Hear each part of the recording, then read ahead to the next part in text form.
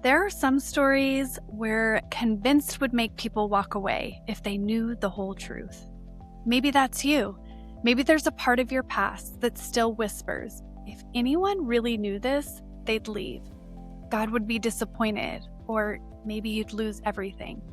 Today's conversation is for the woman who loves Jesus and at times still feels disqualified. The woman who did things right on the outside, but has chapters she wishes she could tear out of her story. I'm Megan, and you're listening to the It's Your Story to Tell podcast, a space where we refuse to hide the hard parts because you can't heal what you're not willing to reveal. We also know our stories are powerful testimonies and can bring encouragement and inspiration to people in the midst of their hard. My guest today is Rachel. She's a wife, a mom, and a worship leader.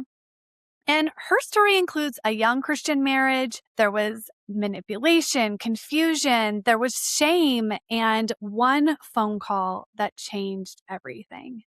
She's going to take us into the real messy middle, what it was like to carry a secret and how the enemy used it to keep her stuck for years. But what happened when she finally said, I can't live like this anymore, and reached out to her mom.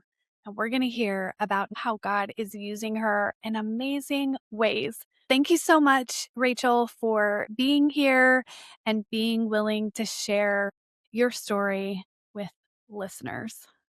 Oh, thanks for having me. Absolutely. We just jump in on It's Your Story to Tell and allow listeners to hear our story so that then when we get to share in part 2 about how God redeems and uses our story, oftentimes we look at people's stories and we see little things on Facebook and we see how amazing they are and all the things that God's doing, and we don't realize all the things that happen behind the scenes.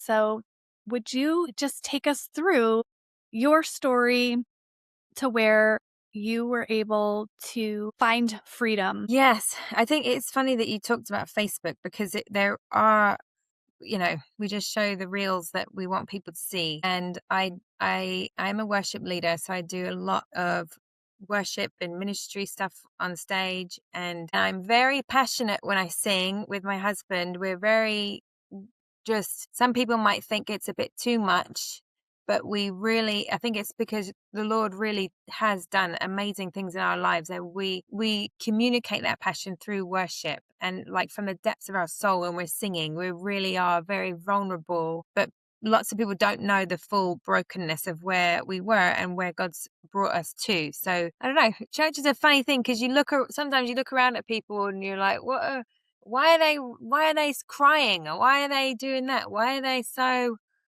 but really it's not about us expressing trying to get some sort of attention. It really is just a deep thankfulness for Jesus and remembering what he's done and where he's taken us from. And yeah, I don't know why I said that, but Well, yeah, I on do Facebook you appreciate don't that. It's see. like you can really appreciate how good our God is Yeah. when we have navigated really hard things. And Mm. so I can definitely identify with that as someone who's walked through a lot of trauma, and I tried to hide so much of it because Mhm. I wanted people to see the woman that I wanted to be.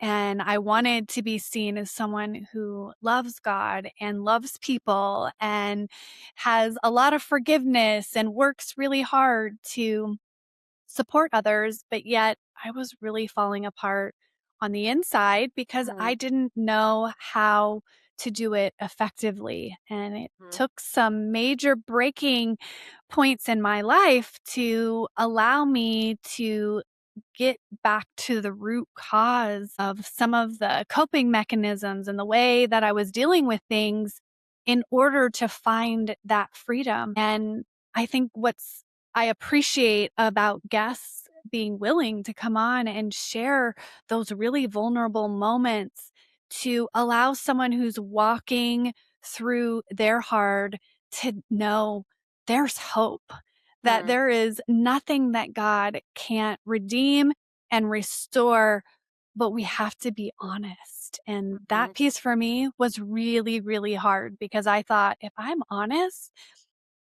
you're not going to like me. You're going to think that I don't love Jesus. And that's my heart. And yet I wasn't being able to achieve that desire of my heart because of all of the darkness and hiding to try to make it look like something different on the Mhm. outside. Are you tired of repeating the same patterns, feeling stuck in your story, and wondering if real change is even possible? In my book, Unstuck, Break Free from What's Holding You Back and Create a Life You Love, I walk you through the path from survival to transformation, blending faith, neuroscience, and soul deep healing. This book, it's not just words on a page, it's a companion for your journey. Whether you've experienced trauma or just feel lost in the noise of life, Unstuck will meet you there with truth, compassion, and tools that actually work. It's time to stop surviving and start living your story with purpose. Grab your copy today on Amazon. Yes. And I totally resonate with that because that was a long chunk of my life. So I'll kind of give you a bit of a background. I grew up in what you'd call a ministry family. So my mum was originally from Ohio, and she met my dad in Northern Ireland.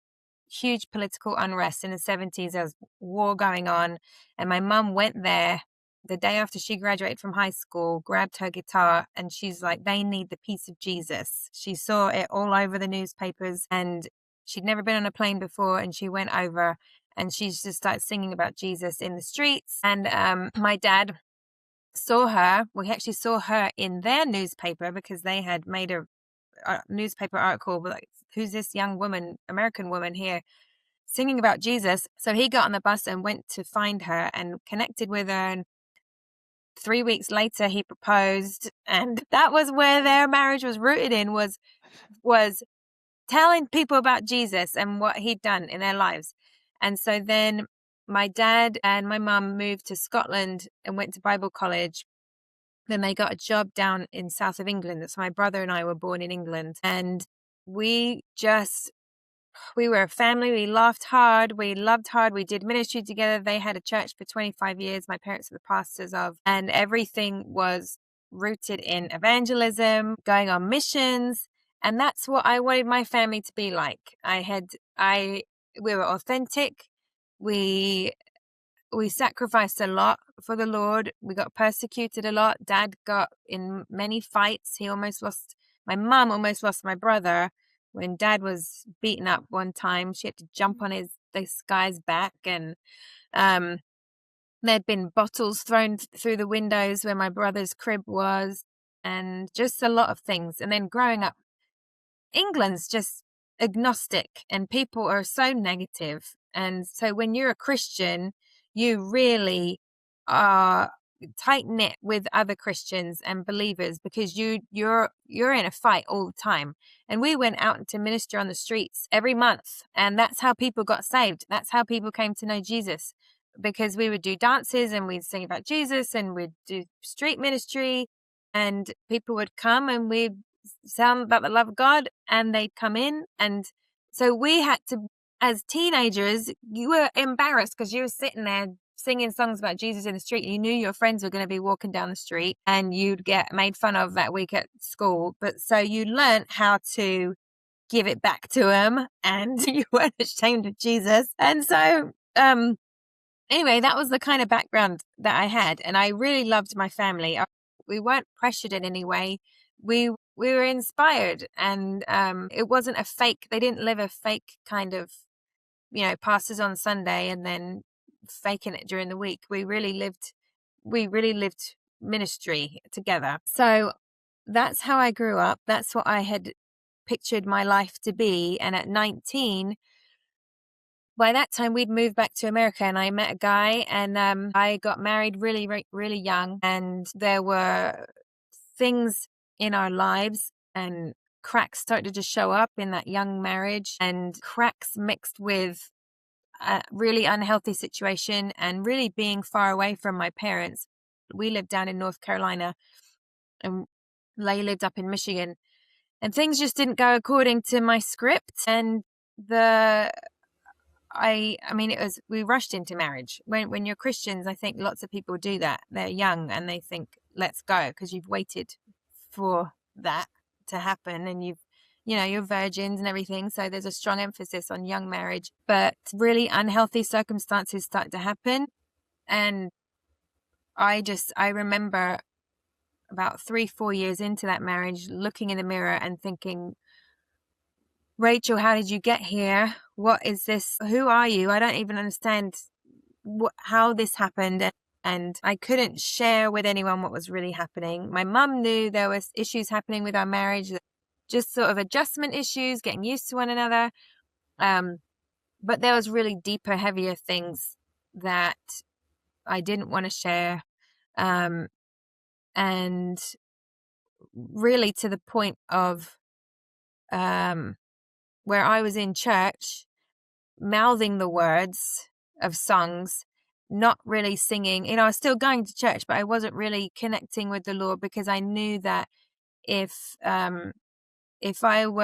knew the Lord was real, and His Holy Spirit was so strong, and I knew that if I were going to deeply connect in, then I'd have to change things that were happening in my life, and I'd have to, because I didn't want it. It was so weird, because having a relationship with the Lord, you don't want to dishonor and disrespect, but your lifestyle is a complete mess. I was a hypocrite. I was living in the dark and at the light at the same time, because I loved Jesus, but I hated my life and where it was. I hated my husband. I hated the situation I was in, and it was a lot of control, a lot of manipulation. But on the other end, I'd fell into such a deep despair and desperation. I was in a relationship with somebody else and I was unfaithful, and I wanted to get out, because I wanted to get out of that marriage so much. And someone else showed me the attention that I needed, and really the love I thought that was unconditional. But at the same time, I'm living this other life, and I'm being unfaithful. I'm being untrue to myself and my husband and the Lord. But I was in such a state of the only good thing going is this other guy. The only happiness I have is this other person. So I didn't want to stop anything, and nobody else knew. So it was just between him and I, and it was just a horrible, dark, disgusting feeling. And there's a Bible verse actually that connected with this in Psalms. It says, when I kept silent, my bones wasted away through my groaning all day long. And I really did feel an unrest, not just in my soul, but in my body. I couldn't eat anymore. I was really upset and depressed and angry. And then I got pregnant, and I was happy that I was pregnant, but I was upset because I didn't even know who the dad was. And I would sit, and I remember watching, being pregnant and watching, there was a Jerry Springer show that came on. And they're like, who's the daddy? And blah, blah, blah. And I thought, I'm that person. What am I? This is terrible. What have I turned into? This is a disaster. And I had the baby, and I was so I can't even explain how emotional I was, because I was so sorry to her and disconnect. I was so alone as well. I was really alone and really by myself, and just didn't know what to do. I couldn't share with my mum and dad. I couldn't share with anyone because I didn't want to disappoint anyone. And I loved my mum and dad so much that I didn't want to bring shame into our family. And this had nothing to do with them. This was me and my fault and I don't know.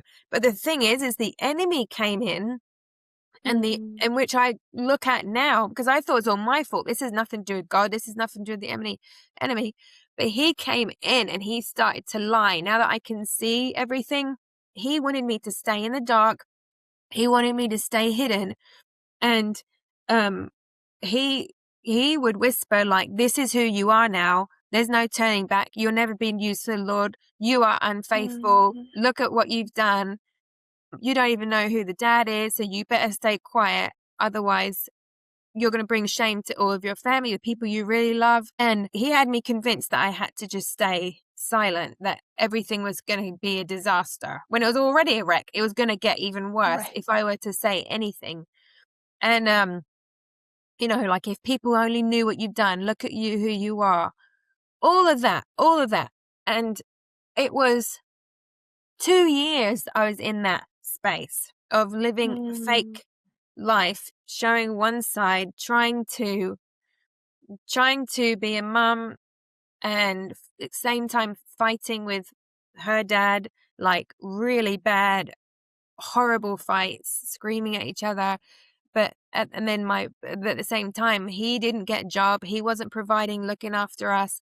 And my parents were giving me money to get diapers and food, and trying to figure out, it's just marriage problems, and is he going to get a job? Like, all this stuff. And we lived in a terrible area where there were gunshots all the time. And I had to scream at people out the window to stop smoking weed on my lawn. And we got Mm. broken into several times. So there were all of these things happening.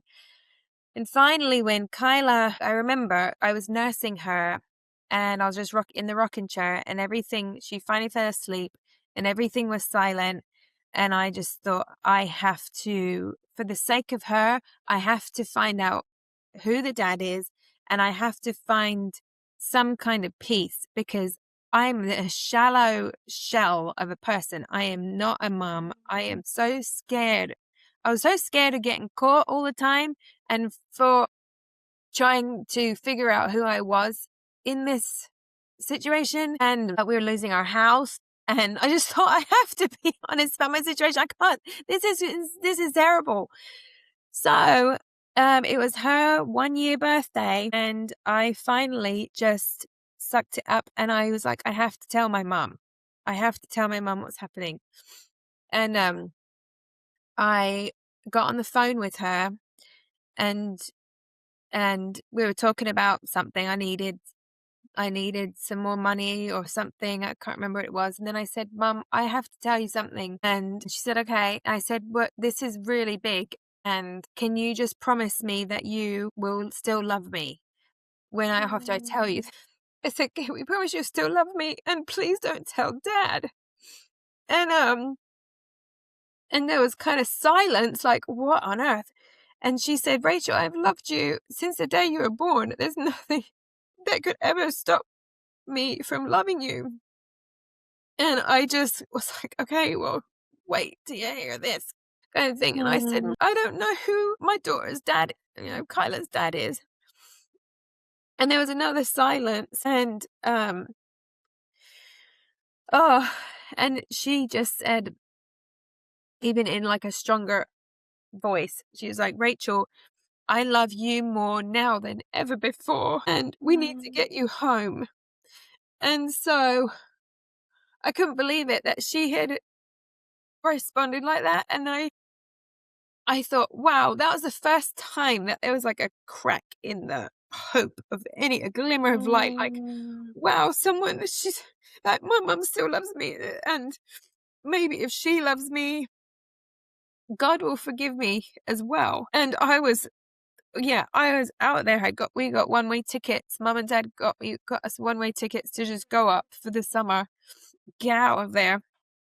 And so we went home. Yeah, and at this point, Dad didn't know anything, and Mum was just like, "Let's figure this out. Let's figure out who the dad is," and so that's what we did. Let's give you a breath for a minute because that's Yeah. a lot. I can so identify with that love for your family and not wanting to bring shame to them and feeling like all this that I've done, I could lose everything. I could lose Mhm. the things that I cherish and value the most, between my love for family, my love for Jesus, but being so desperate Yeah. in this place that you're willing to risk it all and speak the truth. And I know that there are people listening right now who are standing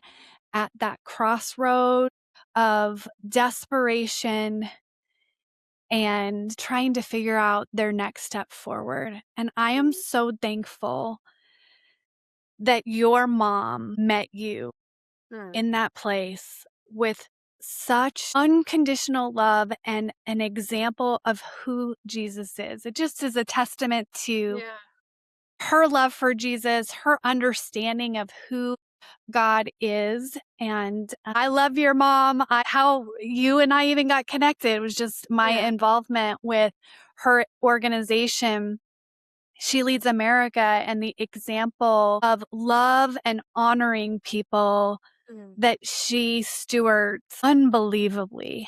And I also know that unfortunately, not all people have a mom that can sit in that place and love them. And so if you are someone who is in that place and you need a safe place, I want you to know you can reach out to It's Your Story to Tell. We have people who can sit with you and love you and hear your hard story and help you process it. Thank you for walking us through that. And we're going to transition into the next part, because as you brought this really hard thing, the darkness, into the light, we're going to talk about how God has walked with you and restored you and redeemed your story, and that you're able to now share that same unconditional love that your mom gave you. You get to freely give that